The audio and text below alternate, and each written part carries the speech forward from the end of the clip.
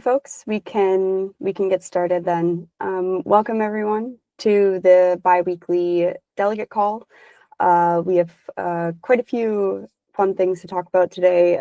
Just kicking us off, of course, with some updates from all of the on-chain proposals that were live last week and this week. Then we have just a few new resources to cover in regards to cat minters and token mechanics. And then there was a really exciting announcement today, if you missed it, on the introduction of ZKsync Providium. So we have Porter here today joining us again to give a good overview of what to look out for there. And we also have Marco from the foundation on the call as well to share some input as well. So we'll jump right into the proposal updates just to go over those really quickly. So there were 3 that have already passed and have been executed of the 5 that we discussed on the proposal review call last week. So the first one was GAP3, which was the authorization for the Security Council to convert recovered ETH into ZK. This formally passed, and as Alicia mentioned on the call last week, the Security Council is working on a plan to facilitate or coordinate that action, and they will provide details on exactly what happened and links to everything once it's done. And that can be expected to come in the next 1 to 2 weeks. By the end of this week. By the end of this week, an announcement will come. So you can keep an eye out for that, and I'll also share it in the delegate. I'll share it in the delegate channel as well, the delegate announcements channel as well. And if you wanted to take a look at the proposal in more detail, again, I just dropped the link in the chat. The next one that passed was TPP3, which is the Zip Audit Reimbursement Program, or ZARP. This has passed and is executed, so the ZARP program is now officially live. Yep, and then the next one that passed from last week was TPP4, which was to deactivate the cat mentors from the Ignite program. This also passed and was executed successfully. I also dropped a little note on the forum thread for TPP4, like the forum draft, just to confirm that I went through, the governance team went through and confirmed that the cat mentors no longer have the mentor role, all of the cat mentors that were related to the Ignite program. So that's all done and executed as well. I will now pass it over to Alicia to give some quick updates on ZIP 10 and 11, which have both met quorum, but are still, the voting window is still live until Thursday. Yep, great. So once those end the voting period on Thursday, they will be executed on Alto, and they'll move into the Guardian Veto over the weekend. And then we're expecting those proposals to be with the Security Council from Monday, and for signatures to be gathered, if the proposals are approved, which we anticipate they will be, by Wednesday. And then there's a 1-day time lock, and execution can happen after that. If there are any changes to that timeline next week, there'll be an update on the call on Tuesday next week, shall we? Or is it? No, the proposal review call is on Wednesday. Oh, Wednesday. Next week. Yep. So I can give an update on Wednesday. Otherwise, I can just post it in the forum as well. But at the moment, things are expected to run according to the kind of normal timelines. Great. Thank you so much. Any questions on the 5 on-chain proposals, the 3 that passed last week, or the 2 that are still, the 2 zips that are live right now? Yeah, I have a question. Mm-hmm. Can you tell us what is the next step in the ZARP program? The TPP3, just to know what is the next timeline, the next update regarding that. Yeah, Alicia, do you want to? Yeah, sure. So what will happen now is that once the cat minters are activated, then the retro cat minter will be able to be minted by Meta Labs kind of at their discretion. And the next protocol upgrade is due, I think, at towards the end of July. And so that will be kind of like the first instance where a child cat minter will be put forward with a zip. And just by the way, as a side note, that child cat minter will also include any audit costs for zip 11, just because there's like a crossover with timing with the ZARP being on chain and zip 11 kind of being in the forum and being on chain. So no forward-looking action until July. And I can't confirm when Meta Labs will take any action, but again, that's something we can look into over this week and have an update on the call next week. Does that answer the question? Yep. Thank you so much. Cool. Great. Thanks for the question.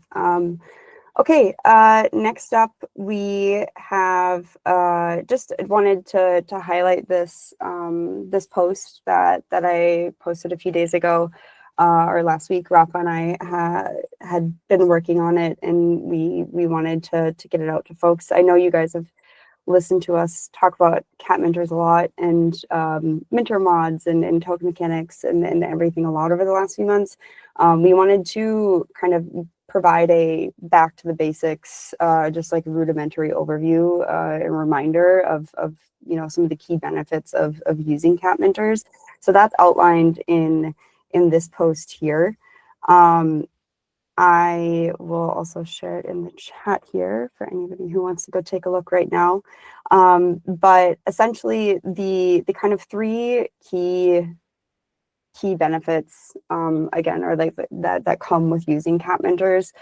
Just to go over them really quickly, it's removing the intermediary minted token custody management. So because the tokens aren't minted and we're managing contracts or rights to contracts rather than actual assets themselves, you're kind of removing this uncertainty or kind of issue with managing custody of minted tokens. It also increases recipient agency. So when somebody is granted the minter on the cat minter, they have a lot more agency around when they're able to mint. This, of course, can be, this is good for the end recipient, but it's also with the kind of use or addition of other TPP builders or these kind of like token mechanic building blocks that we've been talking about over the last few months. You can add also restrictions, or the community can add kind of restrictions on that minting as well, just to enforce also some rights management on that. And the third point that this post highlights is how cat minter, or the use of cat minters, can help facilitate oversight. And this point again also isn't just the use of cat minters themselves, but also these like token mechanics in general. So using like hooking up additional contracts for rights management or minting management on top of a cat minter. And the kind of key benefits here are reducing. By using cat minters and token mechanics, you're able to kind of programmatically enforce process or access or restrictions on minting or access to minting rights, and that in turn then reduces multi-sig responsibilities and coordination, and also kind of enhances the level of accountability that you're able to like kind of hard code into the program or into your mechanic that's kind of running your program. So this was just an additional resource to go over more of the why again, or just to remind folks of like the why, or what problems the use of cat minters and token mechanics are solving. I was at ETH Dublin this weekend, and I gave a talk on token mechanics at ETH Dublin that kind of goes over some of these similar points, and I can share the recording of that once it's posted if folks are interested in watching that or kind of learning more on that, also with some slides as a visual to help. Great. Okay. And then the other, I'll mention just quickly now, there was another post in relation to cat minters, and in this regard specifically a minter mod that's being worked on by Factory Labs, which is the trigger mod. They posted this last night, I believe, and it kind of goes over, this is work that came out of their kind of bigger book of work on the Ignite program, and how they were kind of taking a look at how they could improve or automate certain aspects of the Ignite program. I don't know if you remember from a few calls ago, we had Stephen join from Matter Labs, who talked a little bit more about some of the key challenges and issues with the Ignite program, and really highlighted how the automation piece, especially when it comes to kind of steerco or our managing committee kind of management of these programs, was a key pain point, and this trigger mod is one of like kind of the core solutions that came out of that work here. And so Matt posted this, and he goes over some really, I think he highlights in a really concise way some like kind of good examples and kind of the core solutions that they're trying to offer with the trigger mod. So if you're interested in taking a look there, feel free to go take a look and leave comments or questions on the post. Matt unfortunately couldn't make it today, but he said he will try to join the next one, and he can also go over some details too, and in the next delegate call in 2 weeks. Any questions on cat minters, minter mods, any of that fun stuff?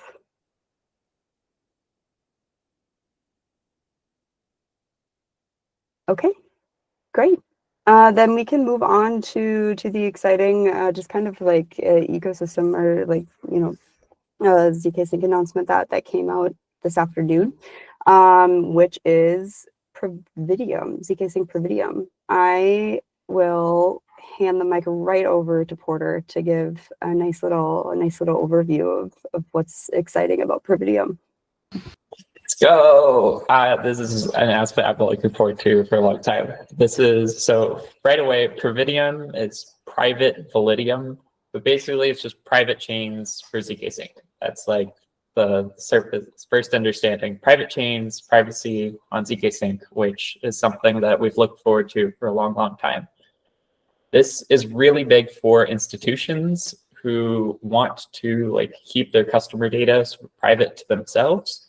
They still have access to it, but users can't see other users' information. So it's like, from a user perspective, everything's private. And we're seeing a lot of demand from institutions everywhere we go. There was a conference in New York a few weeks ago. A lot of people want these Providiums. And you've heard the announcement before about Memento Chain working with Deutsche Bank. They, I believe, are live, at least on testnet now today, with their own ZKsync Providium. So yeah, privacy with compliance, with interoperability, all built in, all connected to the Elastic chain. It is like a really cool offering, and ZKsync are pretty much the only ones offering it right now. Optimistic chains can't do this. You need ZK proofs, and the ZK stack is like by far the farthest ahead on the tech. So we're here first, and we're offering it, and I'm really excited. It's super cool. Awesome. Thank you so much, Porter. Yeah, this is a really cool, it's a really exciting announcement just because of the unique angle that it's approaching, or kind of unique offering to the market that it has. Before I invite questions, I wanted to also invite Marco to share any thoughts or insights on this, especially from the ZKsync Foundation perspective, and kind of how you're seeing this announcement and what that might mean, or how impacts your thinking going forward too. Yeah, absolutely. So I want to echo. So fortunately, Porter could connect. Otherwise, he would have fallen on me to explain, how it works and what it is. And he of course does a better job at this. But we are very excited about Providium. I want to stress the fact that today this is the only practical solution that is available for a financial institution to launch anything as a chain. There is literally no other solution, and it's very elegant in its form, because it doesn't rely on very complicated cryptography on the end of the chain sponsor. The chain sponsor sees everything in clear, which allows them to recycle a lot of their current compliance infrastructure, which is great pragmatically from an adoption perspective, because the alternative would be essentially to upgrade all the compliance officer of all the banks to a PhD in cryptography, which is very unlikely. The second thing, though, is that because the state is not on chain, is not visible to anyone, this allows full privacy. So it's a very neat, very simple way to achieve something very, very powerful, which is privacy. There is a huge amount of demand from financial institutions. Some of it have been announced already. There is Memento, which launched today with Deutsche. UBS did a POC in the past using gold, and when they announced it, the critical item that they highlighted for why choosing ZKsync was the privacy aspect. ZKsync today is the largest already after Ethereum chain for real-world asset, and not all of this success, but a lot of this success is also determined by the fact that we had plans, credible plans to achieve privacy on chain with technology that exists today. There is Tradable with Victory Park and Janus Andersen, that is tokenized private credit. There is Exola, which is the largest payment chain in the world for game, that is also working on a ZK chain, and they're very interested in privacy for obvious reasons. So all of these things are very, very powerful. The missing piece that has been already announced quite a few times is interoperability using ZK. Actually, there is a nice demo on the website page for Previdium that lasts like 5 to 10 minutes that shows an interoperable private transaction between two Previdiums. And this is very cool, and is going to come very soon. And it's the next big update that is going to come to ZKsync. And once this is in place, then we will have all the components, all the ingredients for a wonderful cake, and we will have a massive competitive advantage with respect to pretty much everybody else in attracting people like banks and asset management company on chain.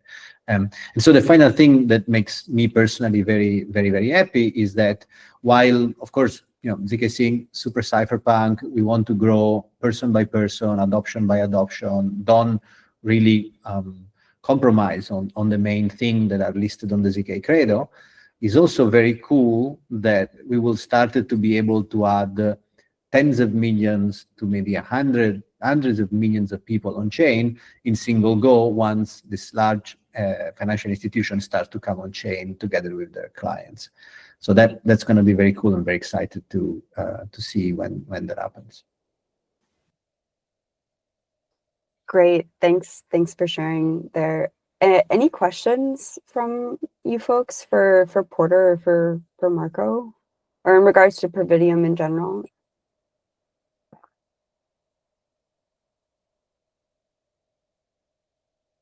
Okay. Oh, thank you, Marco, for sharing the link here to the demo that you mentioned. I'll include that in the call notes as well, so folks can find it there. Marco, I was wondering also if this impacts or any of your thinking around. I know that the foundation has been thinking about a proposal pipeline for the Q2 and Q3 of this year. I'm wondering if this announcement also has any impact on your thinking in regards to what to maybe look out for proposals for the rest of the year. Yeah, I mean, it's kind of like more a reinforcement of something we have been focusing on in general in the ZKsync ecosystem for quite some time. So maybe like a pre-note, over the past month and a half, since we 2 months since we discussed, we really focused on maybe less exciting but very important proposal, like the one strengthening security. We will do proposal on guardians and other key component of the ecosystem. As I said, this may be less exciting, maybe even less interesting, but it's essential that the core foundation of the security and the governance of the ecosystem are very, very strong. But then focusing on growth, I think we want to focus a lot of our proposals, at least those coming from the foundation, on this portion of the market that we seem to be winning. So on one end, RWAs, I think is going to be very, very important to strengthen our lead and really, grow very, very fast. If we manage to leapfrog Ethereum, it will be, fantastic and become number one and clearly cement the position that ZKsync seems to already have within people that are deciding where to issue their RWAs. And the second that is very interesting is also enterprises. Enterprises in general, it's not just bank, but it's other user. With Previdium, you can do something that I think we can call coordination under zero knowledge, where two entities that not necessarily are bank, but they can start to exchange to each other proof instead of signing NDAs and disclosing the information. And this will be potentially a massive unlock for global economic growth and hopefully something that is then very attractive for these entities to adopt. So I think pushing these two things will be very, very powerful. And then the plan is to also in general push the adoption of ZK chains. So the third advantage the ZKsync has is this ZK-based interoperability. We'll probably write a longer blog post on it, and maybe Porter can correct some of the wrong thing that I may be saying. But one of the things that is very cool is that normally with interoperability, with bridges, with this kind of stuff, with intents, so you have basically three ways of doing interoperability. You have a bridge. A bridge is really not really a bridge. It's more like you lock your asset on one side and someone else is giving you a similar asset on the other side. These bridges are capital inefficient. So in order for this market maker, liquidity provider to be able to provide liquidity on multiple chains, they need to have assets on every chain. And so this, of course, they don't have infinite asset. And so they need to borrow these assets, their cost of funding. And this cost of funding eventually translates into more cost for the user of this interoperability solution. Second interoperability solution is intents. Intents is great from UX because you just kind of sign something that says do something on one chain and magically this something happens, maybe on the same chain, maybe on another chain. This is very cool, but the intents are very unflexible. You have to kind of develop them specifically for each single couple of use cases. So imagine you have 50 protocol on one side, 50 protocol on the other side, and you have 20 chains. Now, the permutation are huge. And, while some generic intent protocol is being built right now, I don't think we have the full extent ready. And the third is ZK-based interoperability. You can basically send a message without having to use any capital. And this message can be pretty much anything among the two chains. So this is very, very general purpose. And it's something that the gateway will enable out of the box as soon as it's ready. So this is very, very exciting. And in order to prepare winning also that front of the business, we need to push to have a lot of ZK chain because interoperability grows with roughly the square root of the number of chain. The probability that there is an interoperable chain between n number of chain is roughly, grows roughly with the square of the number of chains. So that's pretty cool. And so to summarize, proposal to grow RWA, proposal to grow enterprise adoption, and proposal to grow the sheer number of ZK chain that are connected in the Elastic network. Great. Yeah. Thanks for sharing that. That was really helpful. Any questions after that last comment from folks? Okay. Porter, did you have anything to add to that or to critique Marco on in his presentation? Yeah, Marco is much better at pitching and explaining like why it's needed. So I'm learning too. Teamwork makes the dream work, guys. Wonderful. Okay. If there are no other questions, then that is all we have for you today. Thank you everyone for joining, and thanks to Porter for jumping on last minute to provide some context on Previdium, and to Marco for joining to also discuss the ZKsync Foundation perspective on this announcement. Yeah, we'll have the call notes and recording up tomorrow, and if you haven't voted on ZIP 10 and 11, you have until Thursday to do so. Thank you everyone, and hope you have a great rest of your week.